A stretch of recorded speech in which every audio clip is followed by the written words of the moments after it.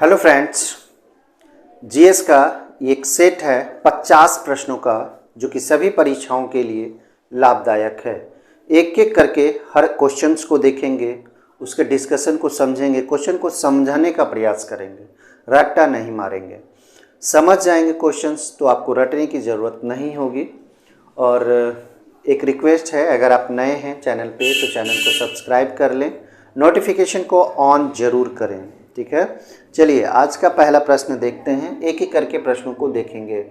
तो सबसे पहला प्रश्न है, भारत का पहला विधि और न्याय का मंत्री कौन है? देखिए, सबसे पहला जब स्वतंत्र भारत हुआ तो कैबिनेट जो बना, जब मिनिस्टर्स तय किए गए तो सबसे पहला जो विधि और न्याय मंत्री बनाया गया था ये भीमराव अंबेडकर जी को बनाया गया था। तो इसका सही जवाब सी हो जाएगा एक का। नंबर दूसरे सवाल पे हम लोग चलेंगे। दूसरा नंबर सवाल कहता है, योजना आयोग का प्रतिस्थापन किससे हुआ है? तो योजना आयोग सबसे पहले आप इसको जानें 1950 में इसकी स्थापना हुई थी। स्थापना की अगर बात करें तो योजना आयोग की स्थापना कब हुई थी? 1950 ईस्वी का। इसका जो अध्यक्ष होता है कौन होता है? प्रधानमंत्री होता था, होता नहीं है, होता था। ठीक है, अब इसका प्रतिस्थापन जो है ये नीति आयोग से कर दिया गया है। नीति आयोग की स्थापना की गई है योजना आयोग के जगह पे। तो योजना आयोग के जगह पे नीति आयोग कब लाया गया? 2015 ईस्वी में। इसे भी अगर आप जानना चाहें तो 2015 ईस्वी में नीति आयोग को लाया गया है। किसके जगह पे? योजना आयोग के जगह पे। तो ये चीज़ों को आपको याद रखने हैं। ठीक है, आगे नीति आयोग कब बनाई गई? देखिए, नीति आयोग की भी चर्चा हुई, योजना आयोग की चर्चा हुई। तो योजना आयोग किसके जगह पे आया? योजना आयोग के जगह पे क्या आया है? नीति आयोग आया है। कब आया है? तो देख लें, 1 जनवरी 2015 ईस्वी को। 1 जनवरी 2015 ईस्वी को नीति आयोग बनाई गई है। नीति आयोग कब बनाई गई है? 1 जनवरी 2015 ईस्वी को यह लागू कर दिया गया। किसके जगह पे? योजना आयोग के जगह पे। अभी तुरंत हमने बताया था योजना आयोग की स्थापना 1950 ईस्वी में हुई थी और इसी के जगह पे 2015 ईस्वी में नीति आयोग आएगा। ठीक है, और इसके भी अध्यक्ष जो होते हैं, अध्यक्ष कौन होंगे? ये प्रधानमंत्री होंगे। कौन होंगे? प्रधानमंत्री होंगे। तो ये भी आप याद रखें, प्रधानमंत्री जो होंगे ये योजना आयोग के अध्यक्ष होंगे, नीति आयोग के अध्यक्ष होंगे। आगे देखेंगे, निम्नलिखित में से किस समिति का सदस्य कोई मंत्री नहीं हो सकता है? आप ध्यान से देखें, जब सरकार गठन होता है, सरकार गठन होने के बाद लोकसभा में प्राक्कलन समिति का गठन किया जाता है, सरकारी उपक्रम समिति का गठन किया जाता है, लोक लेखा समिति का गठन किया जाता है। इसी तरह से और भी संगठन समितियां का गठन होता है। ठीक है, तो इसमें बताना है कि किस समिति का सदस्य कोई मंत्री नहीं हो सकता है। देखिए, कोई भी आप समिति ले लें, समिति में सिर्फ सदस्य ही इसके सदस्य हो सकते हैं, मंत्री नहीं, याद रखना है। जैसे कि प्राक्कलन समिति, इसके सदस्य संख्या कितनी है?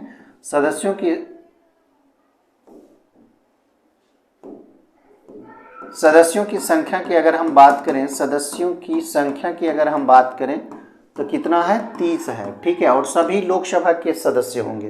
प्राक्कलन समिति में लोकसभा के ही सदस्य होंगे, लोकसभा सदस्य होंगे, याद रखना है। प्राक्कलन समिति में सदस्यों की संख्या 30 होगा और सभी के सभी लोकसभा के सदस्य होंगे। और इसकी अध्यक्षता की अगर हम बात करें, अध्यक्षता की बात करें तो अध्यक्षता कौन करेगा? अध्यक्षता करेगा इसमें लोकसभा के अध्यक्ष,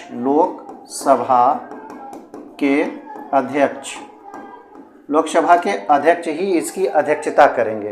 तो प्राक्कलन समिति को आप समझ गए होंगे। ठीक है, प्राक्कलन समिति में सदस्यों की संख्या 30 है, लोकसभा, और इसकी अध्यक्षता कौन करता है? लोकसभा के अध्यक्ष। लोकसभा के सदस्य ही इसमें सदस्यता होंगे। और इसमें एक और बातें हैं कि यह 1 साल के लिए, ये तीनों समिति जो आप देख रहे हैं सभी का कितने सालों के लिए होता है? 1 साल के लिए ही यह बनाई जाती है, गठन किया जाता है 1 साल के लिए।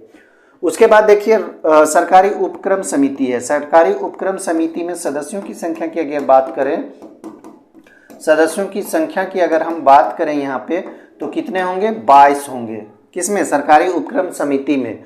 और सरकारी उपक्रम समिति में सदस्यों की संख्या 22 होंगी, जिसमें लोकसभा के 22 सदस्य होंगे और राज्यसभा के होंगे 7 सदस्य, और इसी में से एक अध्यक्ष होगा। तो ये आप समझ गए होंगे। लोक लेखा समिति की अगर हम यहाँ पे चर्चा करें तो लोक लेखा समिति में भी सदस्यों की संख्या की अगर हम बात करें, सदस्यों की संख्या की अगर हम बात करें तो कितना हो जाएगा, 22 हो जाएगा।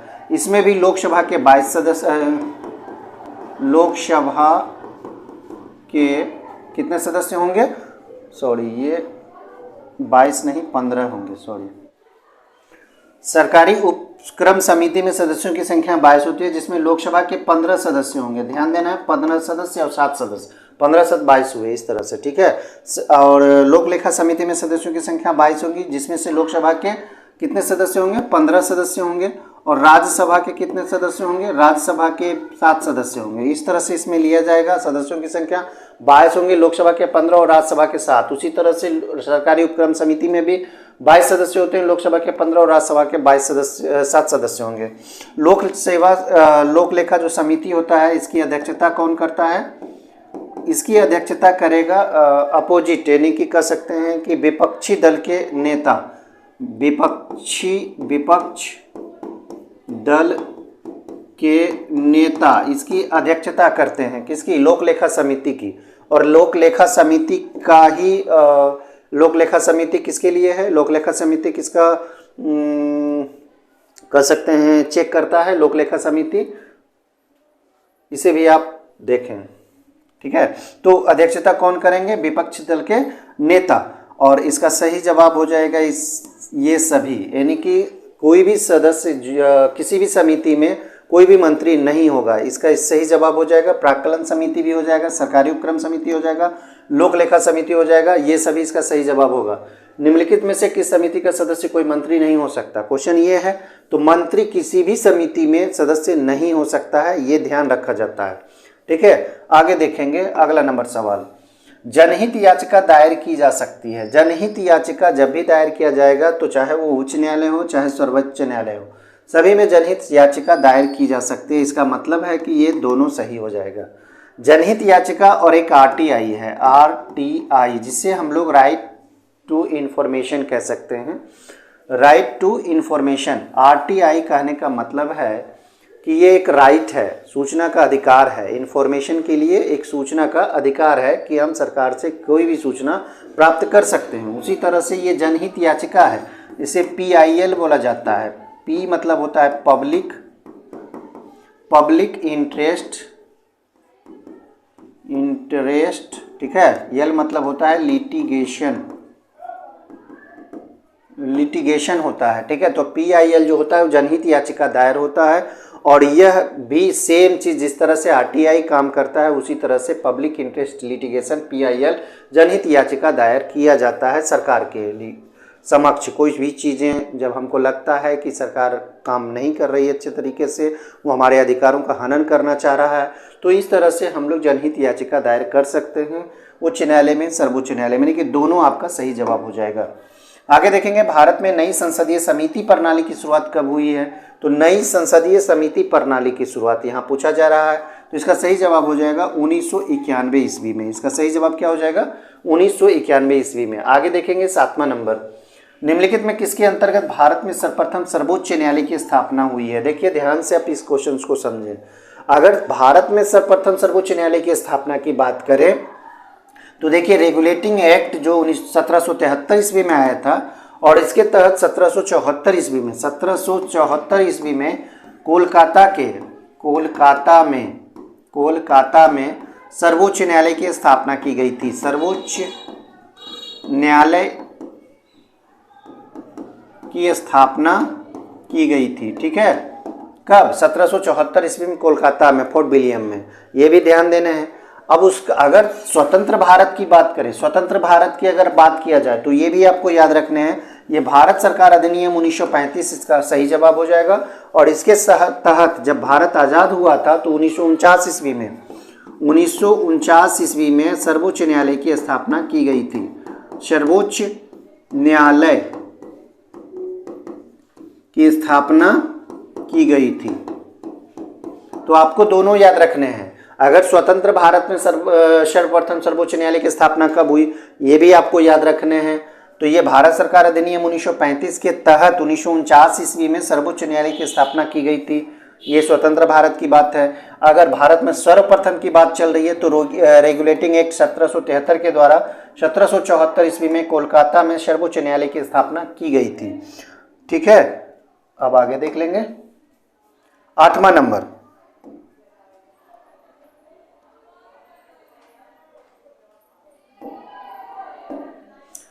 नंबर, देखेंगे, निर्णायक मत देने का अधिकार है। निर्णायक मत किसे देने का अधिकार है? तो निर्णायक मत जो देता है राष्ट्रपति, उपराष्ट्रपति, प्रधानमंत्री, ये सारे नहीं देते हैं। इसका सही जवाब हो जाएगा लोकसभा अध्यक्ष। ठीक है, निर्णायक मत देने का अधिकार मतलब कहने का मतलब है कोई भी चीज़ें जो लोकसभा में घटित होती है, लोकसभा कहने का मतलब होता है कि वहाँ पे कोई मत पड़ रहा है दोनों के बीच, अगर दोनों बराबर मत हो गया, जैसे 10 ये भी है 10 ये भी है, तो ऐसी स्थिति में ऐसे सिचुएशंस में क्या किए जाते हैं कि एक निर्णायक मत देने का अधिकार होता है जो कि लोकसभा अध्यक्ष देते हैं। अगर इस पे दे दिए तो ये प्लस पॉइंट, अगर इस पे दे दिए तो ये प्लस पॉइंट, तो इस तरह से निर्णायक मत देने का अधिकार होता है। लेकिन उससे पहले ये लोकसभा अध्यक्ष जो होते हैं ये निर्णायक मत नहीं देते हैं। निर्णायक मत क्या, यह मत देते ही नहीं हैं। और वैसी सिचुएशंस जब होते हैं तब लोकसभा अध्यक्ष क्या करते हैं, मत देते हैं। कोई भी तकरार की स्थिति हो, कोई भी वोटिंग की स्थिति हो, वैसी स्थिति में लोकसभा अध्यक्ष को निर्णायक मत देने का अधिकार है। अब आगे देखेंगे किसको समाप्त किया जा सकता है पर भंग नहीं किया जा सकता। इस चीज़ को पहले समझ लें, ये दोनों चीज़ अलग चीज़ें हैं, इसको हटा दें आप। ग्राम पंचायत, नगर पालिका, इसे आप हटा दें।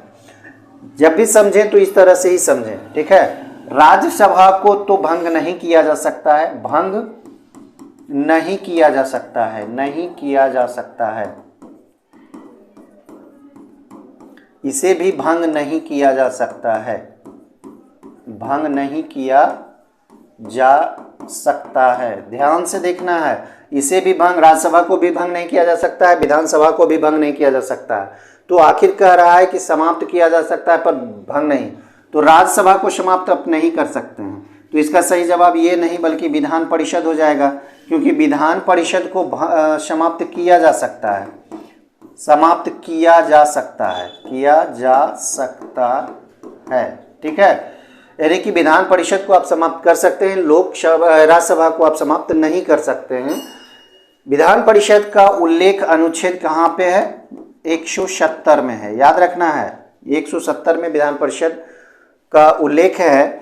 विधान परिषद जो है भारत में 6 राज्यों में है, 6 राज्यों में, ये हम बताए हैं 6 राज्यों में है। अब कमेंट करके हमें जरूर बताएं कि वो कौन कौन से राज्य हैं। आगे देखेंगे, निम्न में कौन सी समिति बैंकिंग क्षेत्र में सुधार से संबंधित है? 4 प्रकार की समिति हैं, एक नरसिम्हन है, केलकर है, एलसी गुप्ता है और एक है चक्रवर्ती। तो नरसिम्हन समिति जो है, नरसिम्हन समिति ये बैंकिंग से संबंधित है। ये 1991 ईस्वी में ये गठित की गई थी नरसिम्हन समिति, जो कि बैंकिंग क्षेत्र में सुधार से संबंधित ये समिति है। नरसिम्हन 1, नरसिम्हन 2 करके है। ठीक है, आगे देखेंगे भारत में मौद्रिक नीति किसके द्वारा बनाई और लागू की जाती है? तो मौद्रिक नीति जो है ये भारतीय रिजर्व बैंक आरबीआई के द्वारा की जाती है, आरबीआई के द्वारा। ठीक है, आरबीआई के द्वारा भारतीय रिजर्व बैंक क्या करता है? मौद्रिक नीति को बनाता है और लागू करता है। तो ये महत्वपूर्ण क्वेश्चंस हैं, इकोनॉमिक्स के प्रश्न हैं ये। अब तक भारतीय रुपए का कितनी बार अवमूल्यन किया जा चुका है? देखिए, अवमूल्यन कहने का मतलब है कि कितनी बार किया जा चुका है। तो भारत में 3 बार रुपयों का अवमूल्यन किया जा चुका है। कब कब किया जा चुका है ये आप जान ले। एक बार 1949 ईस्वी को, दूसरी बार 1966 ईस्वी को, तीसरा बार 1991 ईस्वी को। तो तीनों बार आपको याद रखने हैं, 1949, 1966, 1991, तीनों सन को आपको याद रखने हैं। भारतीय रुपये का 3 बार अवमूल्यन किया गया, 49, 66 और 91 में। आगे देखेंगे भारतीय मुद्रा को पूर्ण परिवर्तनीय कब बनाया गया है? 4 बजट हैं, 93-94 का केंद्रीय बजट, 94-95 का, 95-96 का, 92-93 का। इसका सही जवाब हो जाएगा 93-94 का केंद्रीय बजट में भारतीय मुद्रा को पूर्ण परिवर्तनीय बना दिया गया था। अगला देखेंगे क्वेश्चन है, क्रेडिट कार्ड किसके नाम से जाने जाते हैं? क्रेडिट कार्ड को क्या कहा जाता है? Soft money, easy money, hard money, plastic money. तो 4 ऑप्शंस हैं, 4 ऑप्शंस में से आपका सही जवाब प्लास्टिक मनी हो जाएगा। ठीक है, क्रेडिट कार्ड किसके नाम से जाने जाते हैं? तो प्लास्टिक मनी के नाम से जाने जाते हैं। चलिए, आपका अगला सवाल है, निम्नलिखित में किस वित्तीय वर्ष में भारतीय रुपये का 2 बार अवमूल्यन किया गया है? अभी हमने कहा अवमूल्यन कितनी बार हुआ है? 3 बार हुआ है, 49, 66 और 91। अब कह रहा है वित्तीय वर्ष में भारतीय रुपये का 2 बार अवमूल्यन हुआ है, तो वो सन है 1991-92 जब 2 बार भारतीय रुपये का क्या हुआ है? अवमूल्यन हुआ है। ये याद रखें, 91-92 में जो हुआ है, तीसरी बार जो अवमूल्यन हुआ था उस समय 2 बार अवमूल्यन किया गया था, तो इसे भी आपको याद रखना है। अब आगे देखेंगे, भारत में बीमा क्षेत्र का नियमन कौन सी संस्था करती है? भारतीय क्षेत्र में नियमन, देखिए ये है सेबी से, ये IRDA हो जाएगा। IRDA इसका मतलब होता है इंश्योरेंस, ठीक है, रेगुलेटिंग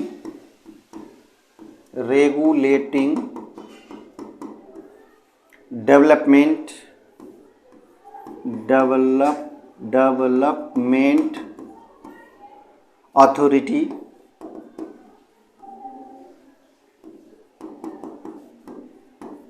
अथॉरिटी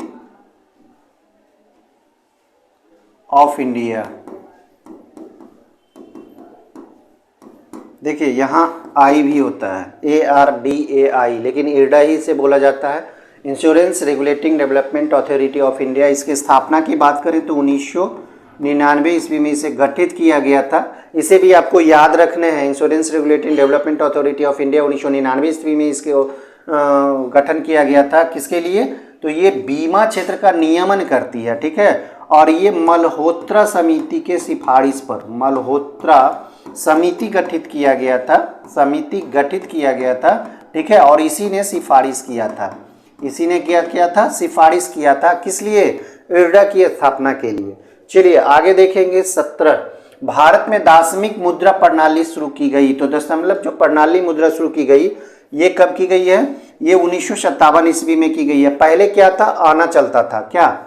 आना, 1 आना, 2 आना, 3 आना, 16 आने तक के वर्णन मिलते हैं। 16 आना होता था। सबसे बड़ी मुद्रा जो निम्नतम होता था वो 16 आना था। लेकिन जब मुद्रा प्रणाली शुरू की गई तो पैसा शुरू किया गया, 1 पैसा, 2 पैसा से लेके 100 पैसा तक। तो निम्नतम में सबसे अधिक कह सकते हैं तो 100 पैसा, सबसे न्यूनतम तो 1 पैसा।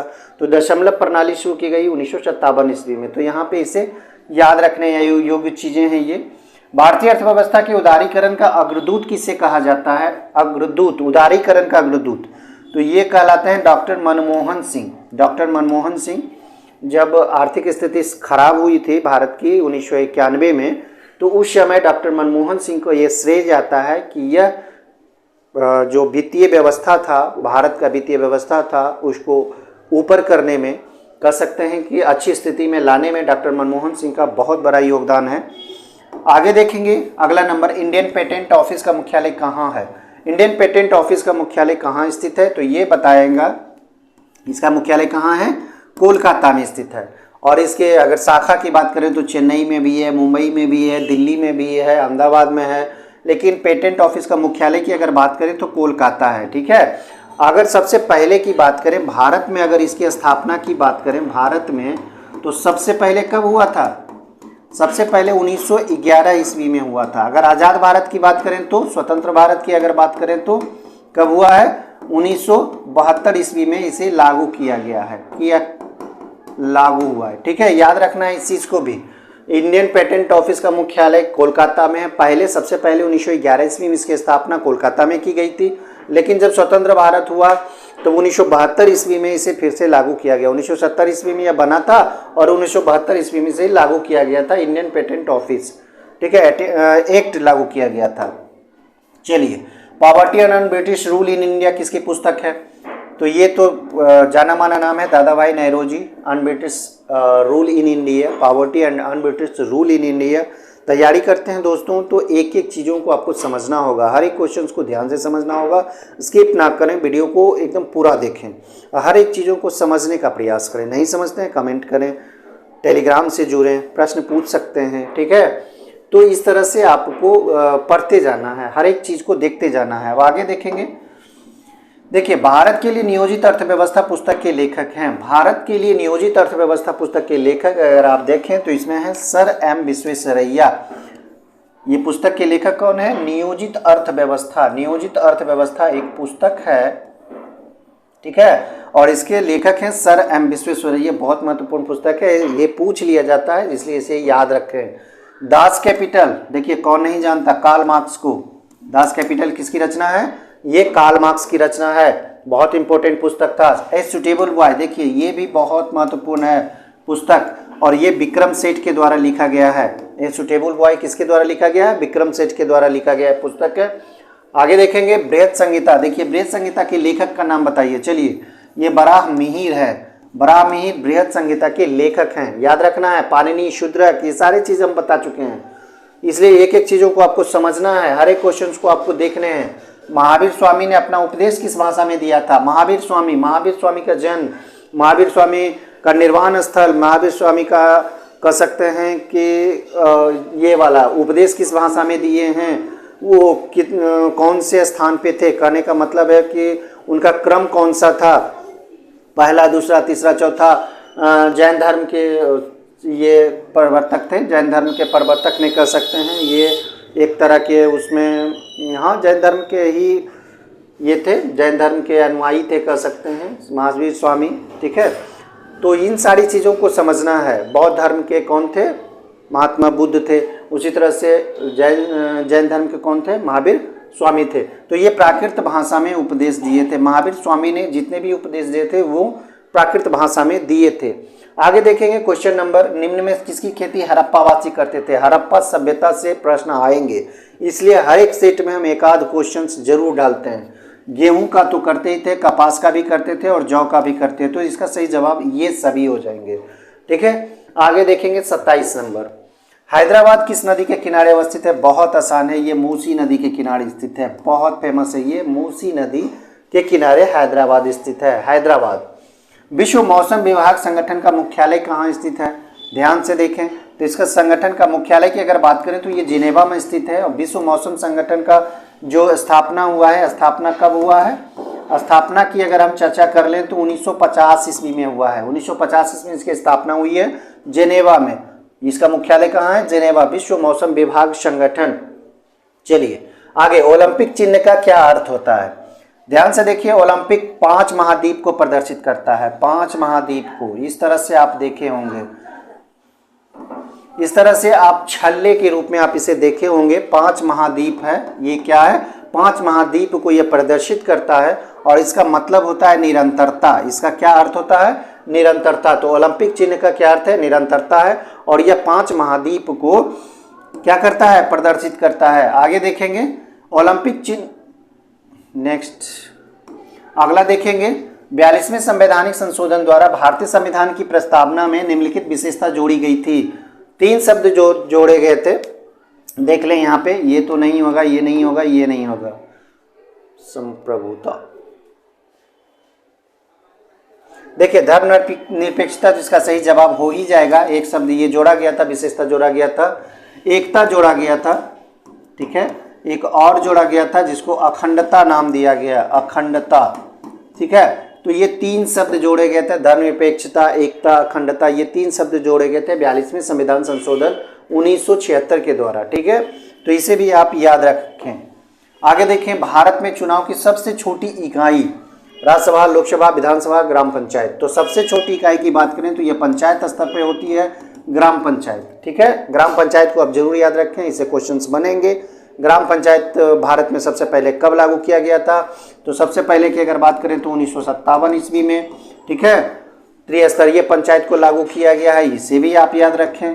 त्रिस्तरीय पंचायत व्यवस्था को लागू किया गया है, इसे भी आपको याद रखना है। कानून के रूप में इसे कब शामिल किया गया? तो 73वें संविधान संशोधन के द्वारा। 73वें संविधान संशोधन के द्वारा कब? तो 1993 में, 92-93 कह सकते हैं, 92-93 में। तो 73वें संविधान संशोधन के द्वारा किस अनुसूची में है? तो 11वीं अनुसूची में है, 11वीं अनुसूची में इसे शामिल किया गया है। तो एक एक चीज़ों को आपको समझते जाना है ग्राम पंचायत के बारे में। ग्राम पंचायत बहुत महत्वपूर्ण है और इससे सवाल बनेंगे। 11वीं अनुसूची में 1993 ईस्वी में ये हुआ था 73वें संविधान संशोधन के द्वारा, और त्रिस्तरीय पंचायत समिति को ही लागू किया गया था, और 1957 ईस्वी में इसे सबसे पहले लागू किया गया था, और उस समय वह कानून का रूप नहीं था, यानी कि सब लागू कर सकता है ये बाध्यता नहीं थी। ठीक है, आगे चलेंगे। नंबर 33 नंबर सवाल। नंबर 33 कहता है राजा राम मोहन राय ने किस सामाजिक बुराई को खत्म करने के लिए संघर्ष किया था? तो ये चारों ऑप्शंस में से सती प्रथा ही सबसे उपयुक्त ऑप्शंस हैं, जिसे समाप्त करने के लिए बहुत ये संघर्ष किए थे। तो 1829 ईस्वी में सती प्रथा को समाप्त किया गया था। उस समय लॉर्ड विलियम बेटिंग यहाँ का गवर्नर जनरल था, और सती प्रथा को समाप्त करने में राजा राम मोहन राय ने बहुत संघर्ष किया था, जिसके प्रयास से 1829 ईस्वी में इसे समाप्त किया गया था। आगे देखेंगे लोकसभा के लिए कितना कोरम है। देखिए 1/3, 10वां भाग, 6ठा भाग, 5वां भाग। तो इसका सही जवाब हो जाएगा 10वां भाग जो होता है, यानी कि 1/10वां हिस्सा जो होता है वो कोरम होता है। किसी भी बैठक के लिए कम से कम सदस्यों की संख्या 1/10 होना ही चाहिए। लब, ये शब्द देख लें, निम्नलिखित में से किस खेल से संबंधित है? तो ये 2-3 खेल है, जैसे कि टेनिस हो गया, एक बैडमिंटन आप नाम सुने होंगे, बैडमिंटन। ठीक है, इस खेल में भी इसका प्रयोग किया जाता है, लब शब्द का प्रयोग किया जाता है। लब शब्द का इसका मतलब होता है कि अगर दोनों विपक्षी टीम है, एक ये है एक ये है, और इसका भी स्कोर 0 है इसका भी स्कोर 0 है, तो इसको लब नाम दिया गया है, लब नाम दिया गया है। तो ठीक है, ये लब शब्द इसीलिए प्रयोग किए गए टेनिस से और बैडमिंटन से ये संबंधित है। आगे देखेंगे अवध का अंतिम नवाब पूछ रहा है। अगर अंतिम नवाब पूछ रहा है तो ये हो जाएगा वाजिद अली शाह। वाजिद अली शाह अंतिम नवाब था अवध का। अगर प्रथम नवाब की बात करें तो प्रथम नवाब, ये तो अंतिम हो गया, अंतिम नवाब हो गया। प्रथम नवाब की अगर हम बात करें तो सादत अली खान। सादत अली खान, सादत अली खान जो था वो प्रथम नवाब था, कहाँ का? अवध का था। आगे देखेंगे राजा राम मोहन राय किससे संबंधित नहीं है? विधवा पुनर्विवाह से संबंधित थे, इसके लिए वो बहुत प्रयास किए थे। अंग्रेजी शिक्षा के वो पक्षधर थे, ठीक है, पाश्चात्य संस्कृति के वो पक्षधर थे। सती प्रथा के लिए वो संघर्ष भी किए थे, लेकिन संस्कृत शिक्षा से संबंधित वो कुछ नहीं किए थे, और वो इसके पक्षधर नहीं थे, वो इनसे संबंधित नहीं थे। आगे देखेंगे 38 छोटा नागपुर जनजाति विद्रोह कब हुआ था? तो ईस्वी को अगर आप देखें तो 1820 इसका सही जवाब हो जाएगा। छोटा नागपुर जनजाति विद्रोह 1820 ईस्वी। हो जनजाति ने इसे शुरू किया था। हो नाम का जनजाति था जो सब ये जनजाति विद्रोह हुआ था। असहयोग आंदोलन शुरू करने के समय भारत के वायसराय कौन थे? ध्यान देना है, असहयोग आंदोलन कब हुआ था? 1921 ईस्वी में। इसे आपको ध्यान में रखना है।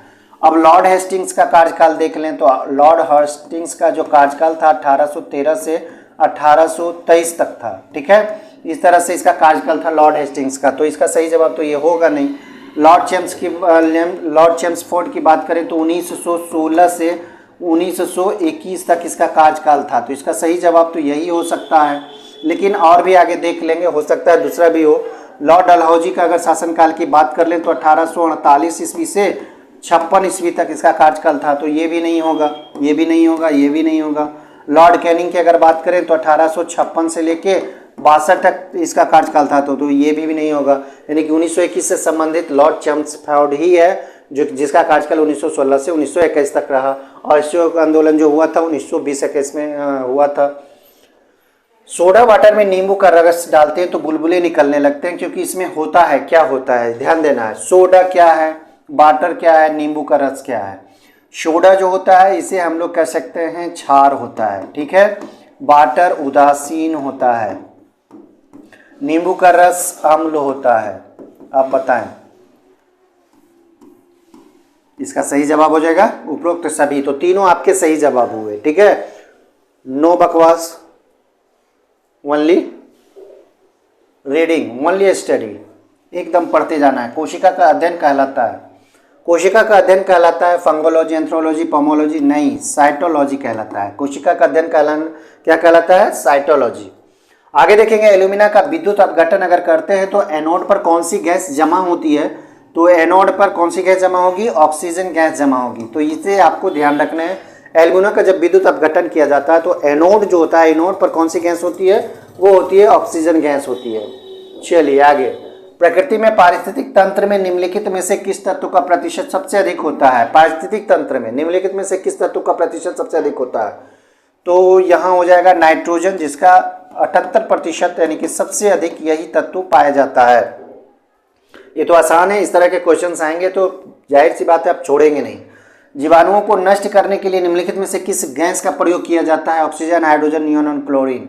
तो अगर जीवाणु को नष्ट करने की बात आए तो ये क्लोरीन गैस होता है, जो कि जीवाणु को क्या करता है? नष्ट कर देता है। चलिए 45, सुरती, मुर्रा, जाफराबादी, महसाना किस पशु की प्रजातियां हैं? जैसे ही आप नाम सुनेंगे भैंस मारेंगे, ठीक है। ये भैंस की प्रजाति है। सुरती, मुर्रा, जाफराबादी, महसाना ये सारे भैंस की प्रजाति है। दूध का पास्चुराइजेशन, देखिए कितना महत्वपूर्ण सवाल है ये, बहुत इंपॉर्टेंट। BBI 72 डिग्री सेंटीग्रेड, बाकी नहीं होगा। 72 डिग्री सेंटीग्रेड 20 मिनट तक। तो इसका सही जवाब ये हो जाएगा, 20 मिनट तक 72 डिग्री सेंटीग्रेड पर पास्चुराइजेशन किया जा सकता है। गुलाबी क्रांति किससे संबंधित है? मत्स्य, गुलाब, उर्वरक, झींगा। देखिए झींगा उत्पादन संबंधित है गुलाबी क्रांति से। आगे देखेंगे 48, निम्नलिखित में से किन कोशिकाओं में नाभिक नहीं होता है? कितनी बार हम बता चुके हैं। लाल रक्त कोशिका, जिसको हम लोग RBC कहते हैं, RBC में क्या नहीं होता है? नाभिक नहीं होता है, न्यूक्लियस नहीं पाया जाता है।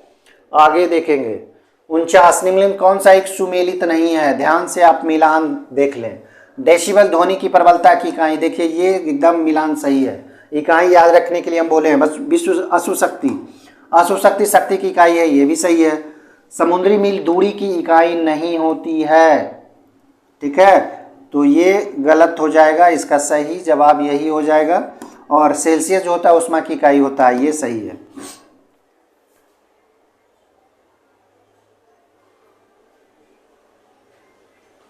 ठीक है, 50वां नंबर सवाल देख लेंगे। 50वां क्या कहता है? निम्नलिखित में कौन सी खरीफ की फसल है?